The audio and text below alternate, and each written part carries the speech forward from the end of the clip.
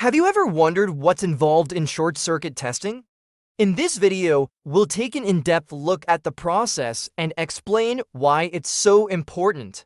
We'll also cover the types of short-circuit tests, equipment and tools required, step-by-step testing procedures, and how to interpret the test results. So stay tuned and let's get started. Why short-circuit testing is important. Short circuits are one of the most common electrical faults and can cause serious damage to equipment and even put people at risk of electrocution. That's why it's so important to perform short-circuit testing on a regular basis. This helps identify potential problems before they become major issues and ensures that the electrical system is safe and reliable. Electrical systems are complex and there are many things that can go wrong. Short circuits can happen for a variety of reasons, such as damaged insulation, overloaded circuits, and improper installation.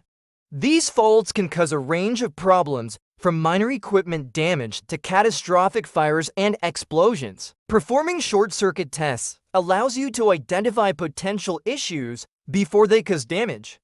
This can save time and money and keep people safe. What happens if you don't do short-circuit tests? If you don't do short-circuit tests, you could be putting yourself and your equipment at risk. Short circuits can cause serious damage to equipment and even start fires if not properly identified and addressed. For example, a short circuit in a motor can cause the motor to overheat and eventually catch fire. Similarly, a short circuit in a transformer can lead to a catastrophic explosion. To prevent these issues, it's important to regularly test for short circuits. This can help identify potential problems before they cause major damage. It can also help ensure that the electrical system is operating safely and efficiently. Real-world examples of short circuits can have a devastating impact. Consider a manufacturing plant that experienced a short circuit in its electrical panel. The incident caused a fire that spread quickly throughout the facility, leading to extensive damage and production downtime. The fire also resulted in injuries to several employees who were unable to work while they recovered. The root cause of the fire was traced back to a short circuit in the electrical panel. The faulty component had not been properly maintained and had developed a fault that eventually led to the short circuit. This is just one example of the many ways that short circuits can cause damage and disruption. Other common causes include overloaded circuits, damaged insulation, and improper installation. Types of short-circuit tests. There are three main types of short-circuit tests: direct short-circuit testing, indirect short-circuit testing, and fault current analysis. Direct short-circuit testing involves directly creating a short circuit in the system and measuring the resulting current. This type of testing is the most accurate, but it is also the most disruptive since it requires de-energizing the circuit and manually creating a short circuit. Indirect short circuit testing, on the other hand, doesn't require the circuit to be de-energized, making it less disruptive. Instead, this method involves measuring the voltage and impedance of the system and then using that data to calculate the short circuit current. Fault current analysis is another way to indirectly calculate the short circuit current by analyzing the system as electrical diagram and inputting the values into specialized software. While this method is less accurate than the other two, it's still useful when direct or indirect testing isn't feasible. Each of these methods has its own advantages and disadvantages. The best approach depends on the specific circumstances and requirements of the electrical system. Equipment and tools required for short-circuit testing. You'll need a few pieces of equipment and tools. The specific items will vary depending on the type of testing being performed, but some common items include a multimeter, a clamp meter, a power supply, a load resistor, an ammeter, a short-circuit test set, and personal protective equipment. The equipment and tools used for short-circuit testing must be calibrated to ensure accuracy. This is especially important when working with high voltage or live circuits, as even a small error can have serious consequences. When working with high voltage or live circuits, it's essential to take safety precautions. This includes wearing appropriate personal protective equipment, using insulated tools, and following proper lockout, Tagout procedures. A qualified electrician should always perform short-circuit testing to ensure the safety of everyone involved. Here's a demonstration of how to use the equipment and tools for short-circuit testing. An electrician is shown using a short-circuit test set to perform a test on a low-voltage circuit. The electrician first sets up the test equipment and then connects it to the circuit. The electrician then uses the test set to create a controlled short circuit and measures the resulting current with a clamp meter. Throughout the process, the electrician follows safety protocols to ensure their own safety and the safety of others.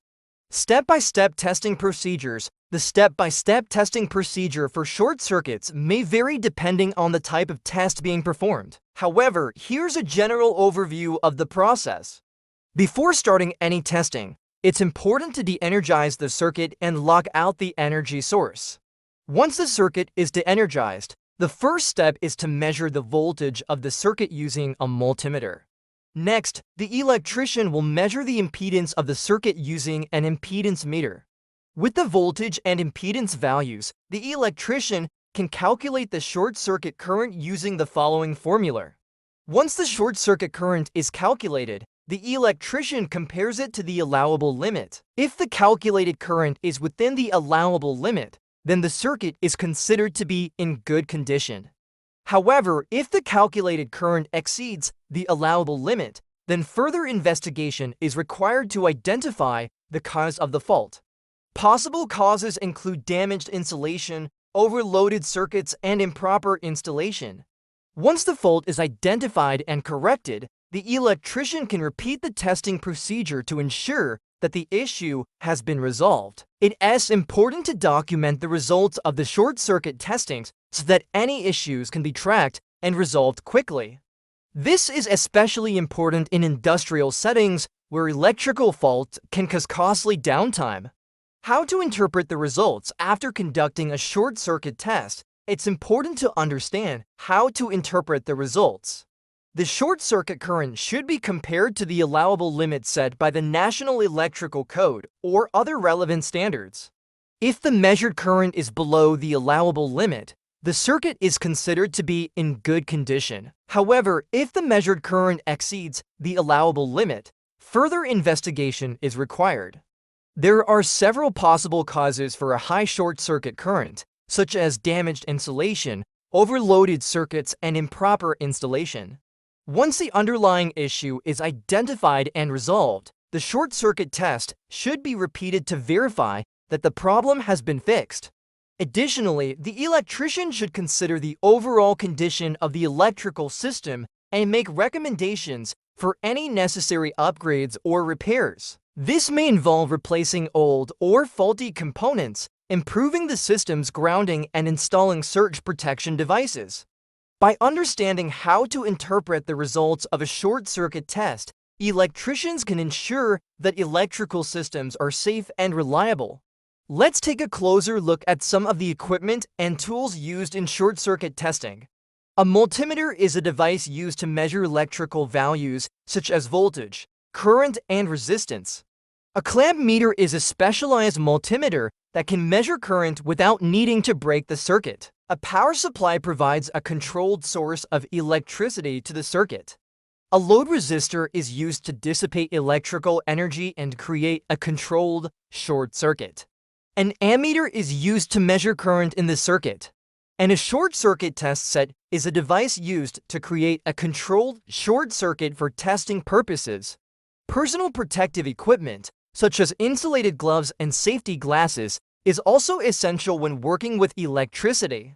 Let's now look at a step-by-step example of how to perform a short circuit test. First, use a multimeter to measure the voltage of the circuit. Next, use an impedance meter to measure the impedance of the circuit. Use the following formula to calculate the short circuit current. Compare the calculated value to the allowable limit. If the measured current is below the allowable limit, the circuit is in good condition. Otherwise, investigate the cause of the high short circuit current and take corrective action. Document the results of the testing and make any necessary recommendations for repairs or upgrades. Troubleshooting common problems during short-circuit testing. Several problems can occur. For example, the measured short-circuit current may be higher than expected due to factors such as loose connections or faulty equipment. Electricians should also be aware of the possibility of encountering unexpected resistance when creating a short circuit. This can be caused by factors such as damaged insulation or overloaded circuits. To troubleshoot these problems, electricians should first verify that all connections are tight and that all equipment is functioning properly. They should also check for any signs of damage to the insulation or other components. If necessary, electricians should replace any faulty component and make any necessary repairs to the insulation. Additionally, electricians should be aware of the possibility of encountering high resistance when creating a short circuit. This can be caused by factors such as overloaded circuits or faulty equipment. To address this issue, electricians should check the circuit load and ensure that it is within the allowable limits. They should also inspect equipment for any signs of damage or malfunction and replace or repair any faulty components as needed. By being aware of these potential problems and taking the necessary precautions, electricians can ensure the safety and accuracy of short-circuit testing. We hope you found this video helpful and informative. If you have any questions or comments, please feel free to leave them below. We'd love to hear from you. Thank you for watching, and we'll see you in the next video. So now, a bit about me. My name is Mike L., and I am an experienced electrical engineer who has worn many hats, holding key roles in projects, engineering, planning, operations, asset management, maintenance, and field resources development. I design and pioneer engineering solutions to propel the utility and energy industry forward. My passion within the industry has also driven me to develop educational materials for the new generation of utility and energy professionals. The knowledge I teach is not only based on my own experience within the power utility industry, but also on knowledge gaps identified by other professionals in the field. Learning from me will provide you with the comprehensive, fundamental knowledge you need to kickstart your professional career in the utility industry. If you are interested in what I have to teach, check out my courses at Udemy and connect with me on LinkedIn, X, and Facebook. Don't forget to comment, like, and subscribe this video. Bye for now.